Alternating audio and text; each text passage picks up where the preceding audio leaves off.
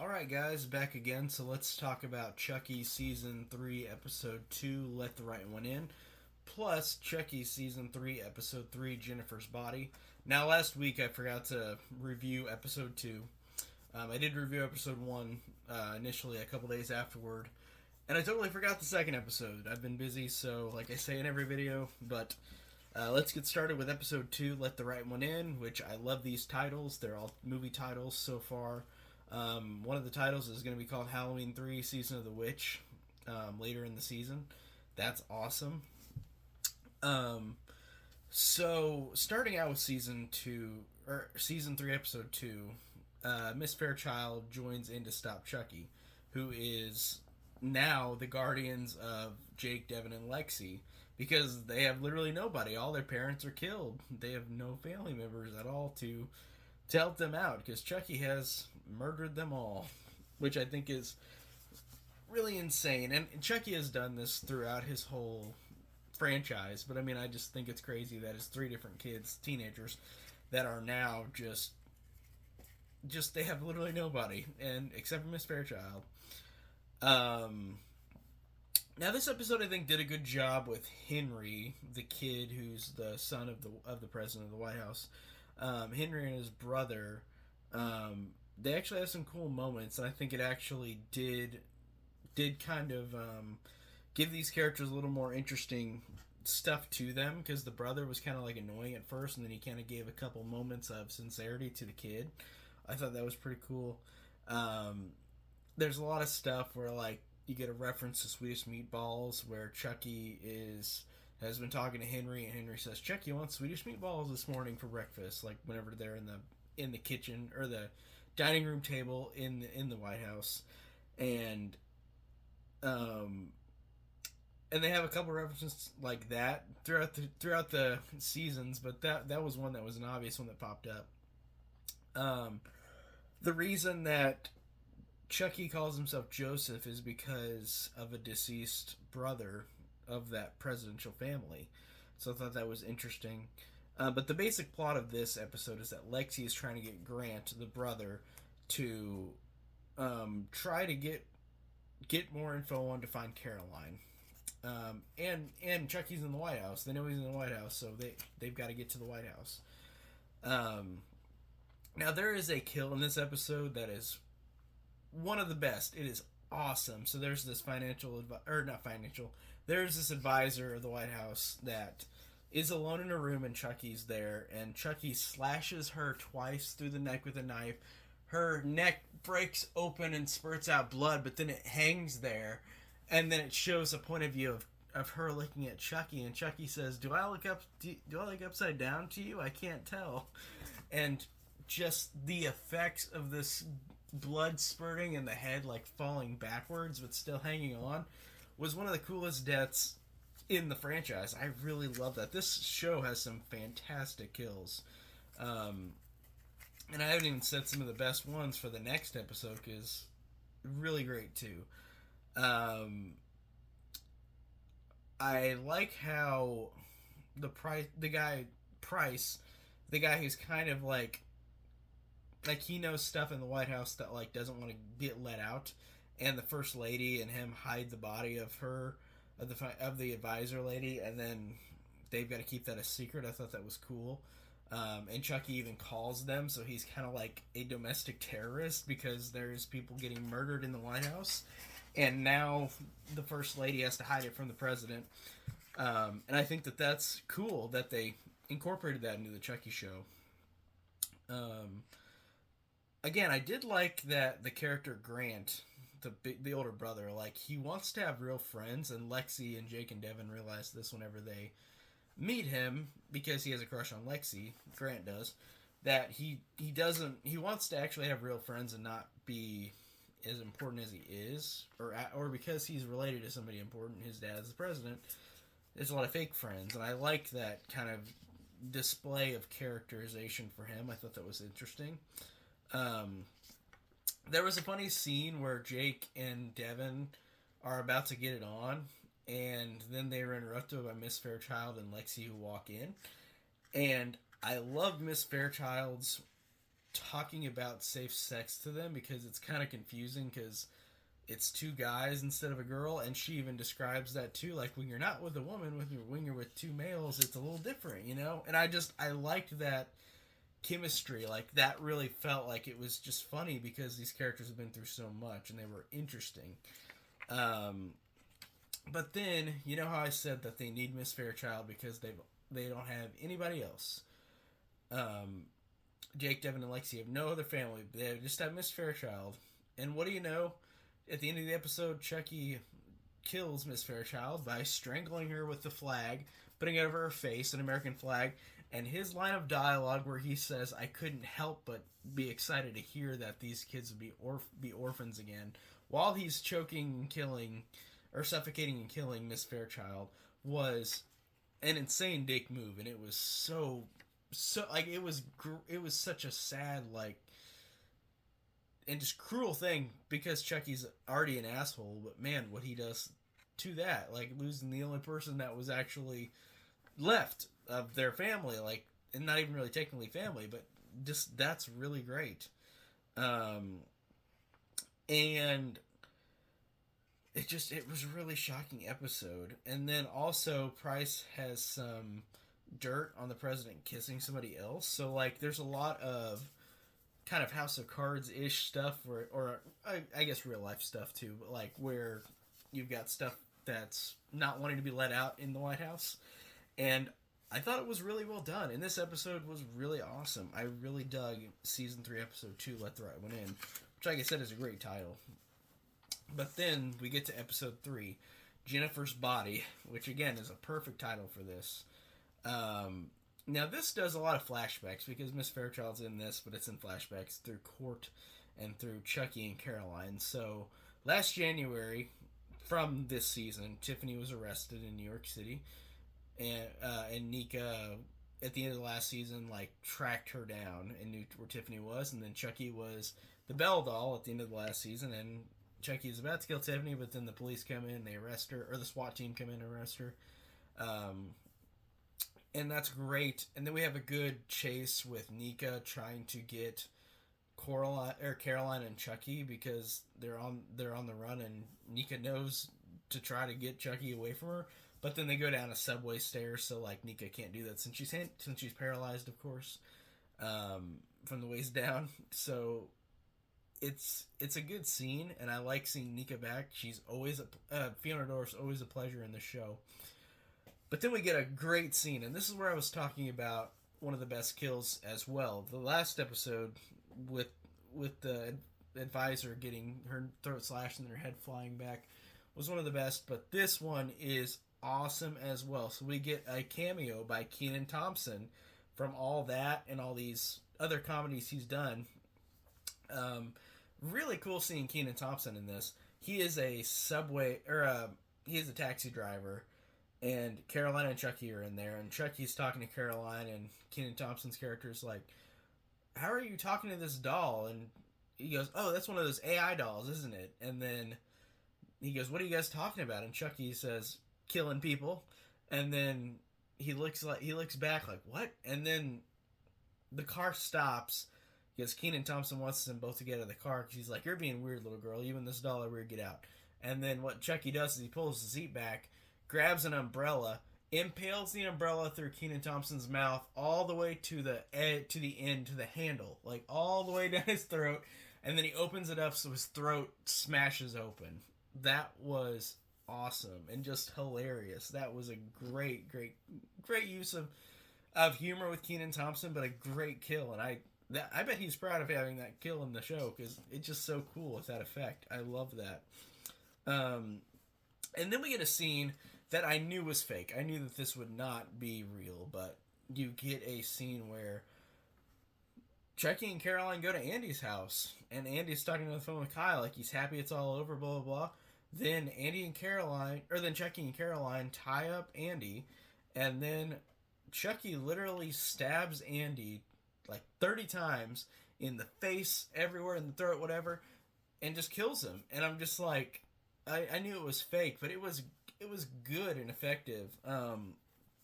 They did a really cool effect with that. And the fact that you see Andy get killed, even though he didn't really get killed, it was just Chucky dreaming, having a good dream. It was really rewarding to see that. Even though I don't want Andy to die, because he's the one. He's the main person throughout. Like, he's the first one, for Chucky's first victim, who has survived throughout these years. So I think that's great to see that he can get killed in a dream, but he's not really killed. That was awesome. And then there's this weird thing that they add, that Chucky is losing his hair and aging, even though he looks the same. And Chucky asks Caroline, "How old do I look?" And Caroline says 3, and he says, "Oh my god, I can't believe you'd say that." And then she goes, "Oh, I meant 2, I meant 2." Those jokes are funny, and Chucky looks exactly the same, but he says that he's aging and he's wilting away. I thought those jokes really worked.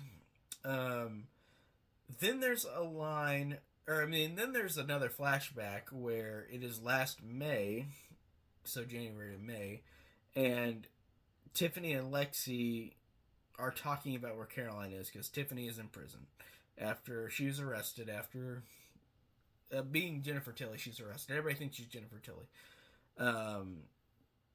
And I love that scene where Lexi's talking to Tiffany on through the glass doors. Where you're on the phone at prison where you're visiting, and Lexi says, "Where's Chucky at?" And Tiffany says, "Chucky took her." And Lexi asked how Tiffany got in there, and Tiffany said, "Chucky was that Belle doll. So Chucky was in drag." Like, the way that Jennifer Tilly said that is hilarious. It was very, very worded, very funny. In drag. Like, I like that a lot. And then, like I said, it's in Texas now, where they're in Texas court, where you've got all these people going up against Tiffany in court. And Nika goes up to court and says her piece and says, "Tiffany is crazy. She locked me into a house and kept me trapped for a year," or whatever time it was, "and she made me watch Liar Liar on a loop." And everybody was just like I was so appalled. Like, how dare Jennifer Tilly play that movie over and over again for a victim? Like, that was funny. And it keeps going back and forth through this episode where they're in court, so I'm going to mention part of that, then I'll mention more stuff, because this is in order of how I see it on the show.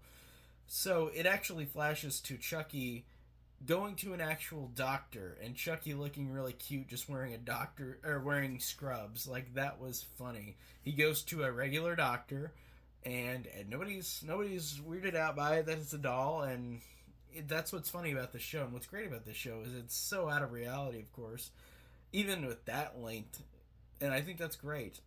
The doctor says to Chucky that he's worried about Chucky's exorcism from the last season, where Chucky was exorcised in the Catholic Church, and says that he's dying, and Chucky says, "I can always come back," and he says, "You can't come back from this." So Chucky has to go and kill for Damballa, who is the person, of course, who he recites his chant from. Now, back in court, Tiffany says her whole story about how Chucky killed her, put her body into a doll, then they killed each other, then they woke up in Hollywood and had a kid, and then transferred her soul into Jennifer Tilly, and then has been like that ever since. And I love that the defendant of Jennifer Tilly Tiffany Jennifer Tilly says that this is just like the Austin Butler syndrome. Like, we saw this before. Austin Butler was too deep into his Elvis role. He thought he was Elvis. Jennifer Tilly is a great actress, and she's thinking that she is playing a movie character. And I love the logic behind this zigzagging, this weird thing where it is Tiffany and Jennifer Tilly's body, but nobody believes that. So in the court, the defendant is saying that Jennifer Tilly is so far into a movie role that she thinks she's in another role. And I think that is so funny and so smartly written. Like, that's just very interesting. Then we get to Amityville. The Amityville house is where Chucky goes to kill for Damballa, which was such a surprise that they brought in the Amityville horror franchise in this slightly, because they've got the house and Chucky goes in the house and kills like 20 people, but it still doesn't work. Um, so for some reason he's got to find another evil place to go. Now, this is the best joke of the episode, I think, because this is the exact opposite of a joke I would have expected it to have been. So Chucky couldn't get enough kills in the Amityville house. It wasn't evil enough. So you see, before you see Chucky and Caroline talk about the most evil place, it shows Texas, and it shows the courthouse that Tiffany is being tried at. But it shows the Texas courthouse, but then Chucky is saying to Caroline, this is the most evil place in the world. This is where, with decisions by people, many people have been murdered. Millions of people have been murdered in this place through executive decisions by these people. And it's the most evil place in the world. And you would think it's the Texas courthouse, right?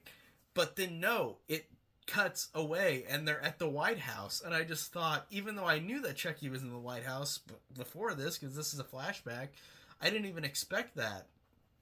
Weirdly enough. And that's just such a funny joke that, like, they would joke about that in the White House, that it has happened with murders. And I just thought that was genuinely funny. That was just such a great line. And it shows how Chucky gets to Henry and the family, the president, at the gravesite of Joseph, the brother, who had died before. I also do like that Nika mentioned Gigi to Tiffany. Gigi is Glenn/Glinda. And Nika, like, they were in the last season but are not in this season. But I like how in this, Nika says to Tiffany before Tiffany goes, she's going to be on death row. Nika says, like, I talk to them every day. So, Gigi, the character. So I thought that was pretty cool to have a reference to Gigi in this. But I loved how Nika just says, like, I'm going to be there whenever you get fried. Like, you're going to fucking fry there. Like, that was so funny because, again, just because of the performance of Fiona Dorff, like, she was so funny in this episode. I love when she's up defending her case against why Jennifer Tilly's crazy. She's just saying in court, like, she's fucking insane, like, she's fucking crazy, and that's, I love those lines. And again, the daughter of Brad Dourif, she's got those mannerisms and lines that, like, sound so much like him, but she makes it her own, and I really, really appreciate that. It's just such a cool performance in all of these since Curse of Chucky. But no, I really loved these last two episodes. They're really fantastic, and the next episode is the mid-season, and it's going to be done for now, which is interesting because I'm assuming they filmed all of this season before the writer's strike, but I don't know if they're doing this. I'm not smart enough with this stuff. I don't know if they're doing that for the writer's strike to get more at an ending point. And I think that the writers' strike has slightly ended. I think the writers maybe have got what they wanted, but I don't know about the actors, or maybe it's the other way around. I don't pay enough attention to that, but I have a feeling that's why we get only half of a season right now, and the second half will be later, which really stinks because I really love this show, and we haven't had a mid-season quit and then come back. Like, season 1 and 2 were like 8 weeks in a row. 8 episodes, 8 weeks in a row for both of them, and this one is not. So I'm really curious to if the next episode will be a giant, like, oh shit, like, we're gonna have to wait another half a year to, like, see what happens. I feel like it's gonna be that because it's halfway through the season. But like I said, I really love these episodes. I think they're fantastic, and I just think this show just gets better and better every time, and I just can't believe it. It's almost too hard to believe how great of a show it is. It just keeps getting better, no matter what. So, dig this episode, dig these 2 episodes. Can't wait for the next episode on Wednesday. I'm recording this on Monday, so it is going to be in 2 days, but can't wait. Fingers crossed it's going to be a really good episode like the last couple, even though the whole show is great. But the last 2 episodes in particular I really, really dug that I just reviewed now. But that is it for today. I've got more videos coming up sometime soon. I'll see you guys later. Take care.